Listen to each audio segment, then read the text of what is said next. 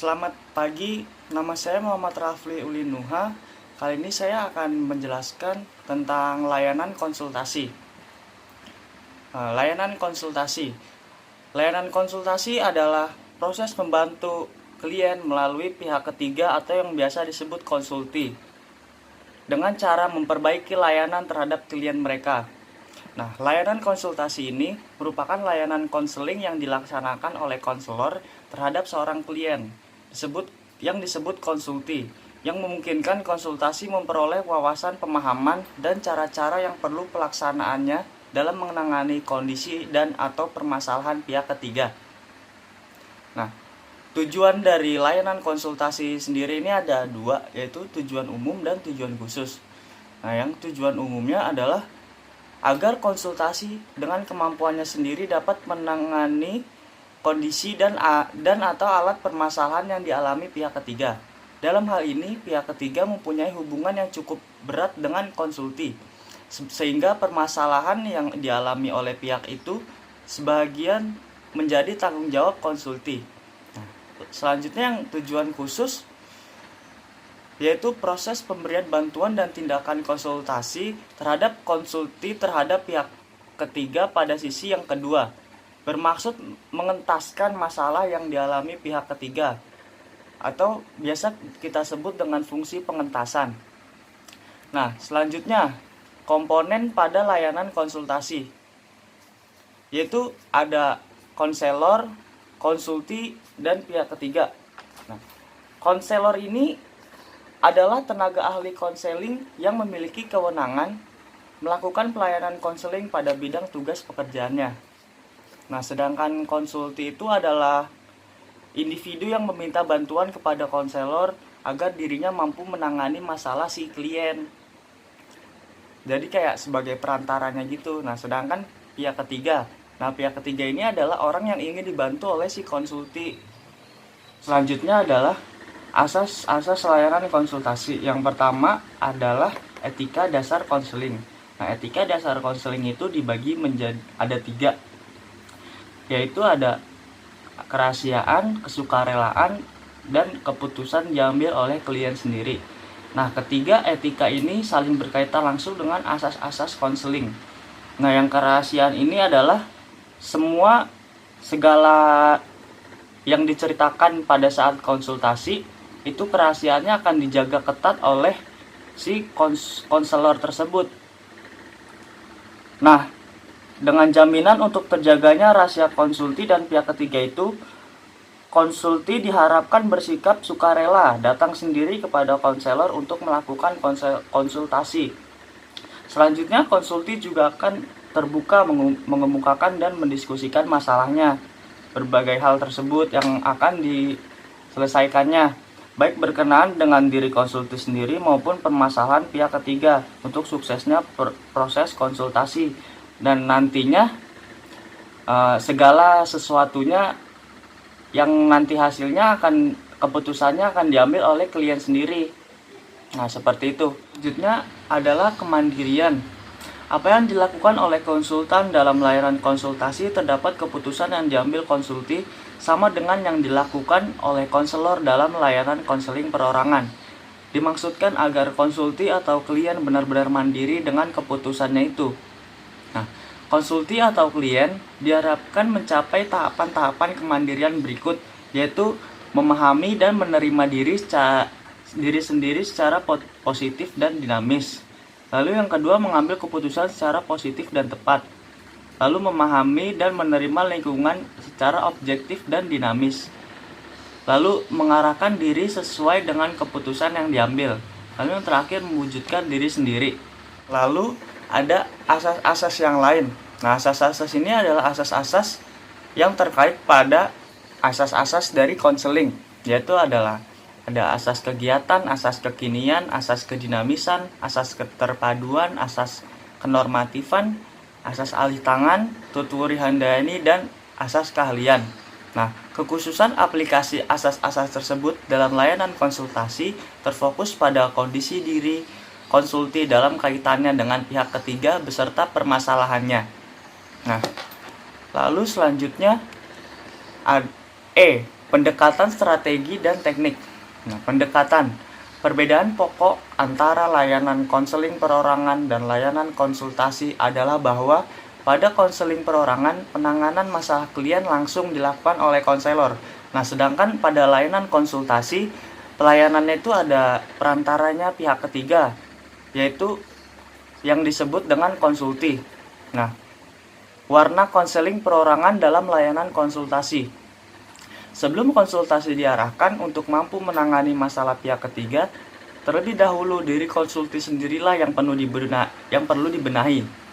Nah, hal ini mengingat bahwa permasalahan yang timbul pada pihak ketiga ada kalanya justru malah timbul dari permasalahan si konsulti terlebih dahulu. Nah, maka dari itu sebagai konselor kita harus bisa menggali lebih dalam sebenarnya apa masalah yang terjadi sehingga si klien yang ingin dibantu oleh konsulti ini bermasalah. Siapa tahu yang bermasalah justru si konsultinya tersebut. Nah, selanjutnya ada teknik-teknik layanan konsultasi. Ini ada dua, yaitu teknik umum dan teknik khusus. Yang teknik umum. Teknik ini dimulai dari menerima klien atau konsulti, mengatur posisi duduk, mengadakan penstrukturan khususnya tentang layanan konsultasi, mengadakan analisis dan diskusi tentang permasalahan yang dihadapi, sampai dengan penilaian dan laporan. Nah, lalu yang teknik khusus, teknik-teknik ini terbentang dari perumusan tujuan, pengembangan tingkah laku itu sendiri, sampai menangguhan hasrat, pemberian hasrat, penyusunan kontrak, dan jika perlu alih tangan kasus. Lalu selanjutnya adalah penguasaan teknik oleh konsulti. Melalui layanan konsultasi, konselor secara langsung membina konsulti terutama berkenaan dengan pengembangan WPKNS konsulti. Dengan WPKNS yang lebih berkembang akan mampu membangun hubungan yang kondusif terhadap pihak ketiga dan dapat menerapkan keterampilan pengubahan tingkah laku terhadap pihak ketiga. Keterampilan yang perlu dikuasai konsulti dan diterapkan terhadap pihak ketiga adalah aplikasi alat pendidikan 3M, mengembang dan mendalami masalah, pertanyaan terbuka, dorongan minimal, dan refleksi. Lalu ada strategi BMB3. Sepanjang proses konsultasi, konselor menerapkan strategi BMB3, yaitu mengajak konsulti berpikir, merasa, bersikap, bertindak, dan bertanggung jawab berkenaan dengan permasalahan pihak ketiga. Lalu yang selanjutnya adalah waktu dan tempat. Kapan dan dimanapun konsultasi itu dilaksanakan, kenyamanan kedua belah pihak itu sangat diutamakan di samping terjaminnya kerahasiaan konsulti dan pihak ketiga. Lalu keterkaitan.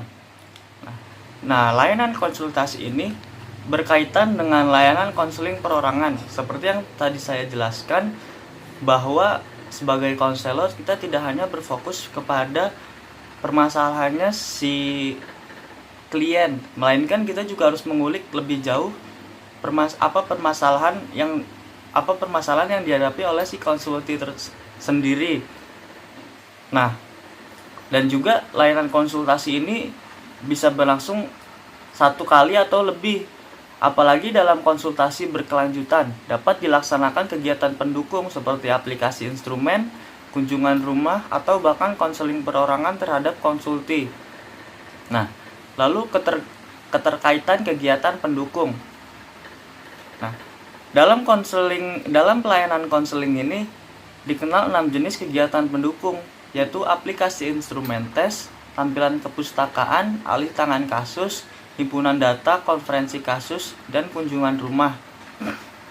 Nah, masing-masing kegiatan pendukung itu dapat dilaksanakan dan hasil-hasilnya dapat dimanfaatkan dan bahkan dapat diintegrasikan dalam kegiatan konsultasi antara konsultan atau konselor dengan konsulti serta dalam penanganan konsulti terhadap pihak ketiga.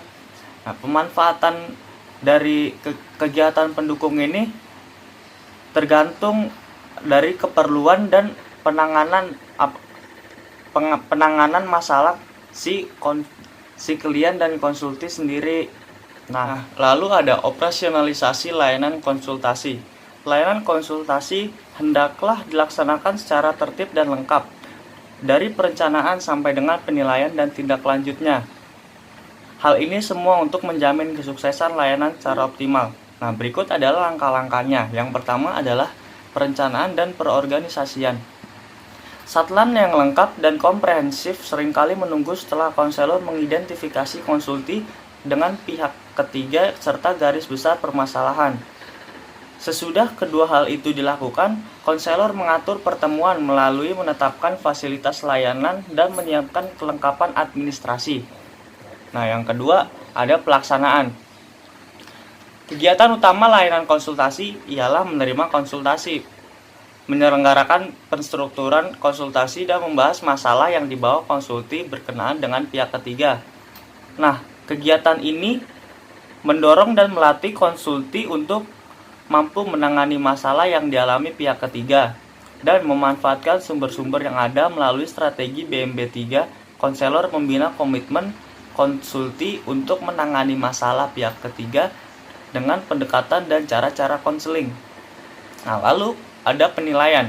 Penilaian ini dibagi ada 3, yaitu penilaian segera atau LAISEC, lalu penilaian jangka pendek atau LAIJAPEN, penilaian jangka panjang atau LAIJAPANG. Nah, kita bahas satu persatu. Penilaian segera atau LAISEC. Fokus LAISEC dalam layanan konsultasi terpusat pada kondisi diri konsulti, berkenaan dengan kelima ranah akurs di atas. LAISEC ini menilai perolehan konsulti yang didapat dari proses konsultasi. Lalu, penilaian jangka pendek atau LAIJAPEN. Fokus LAIJAPEN dipusatkan pada bagaimana konsulti melaksanakan hasil konsultasi, terutama respon antara dampak awal dari tindakan konsulti terhadap pihak ketiga sudah dapat menjadi bagian dari sasaran LAIJAPEN.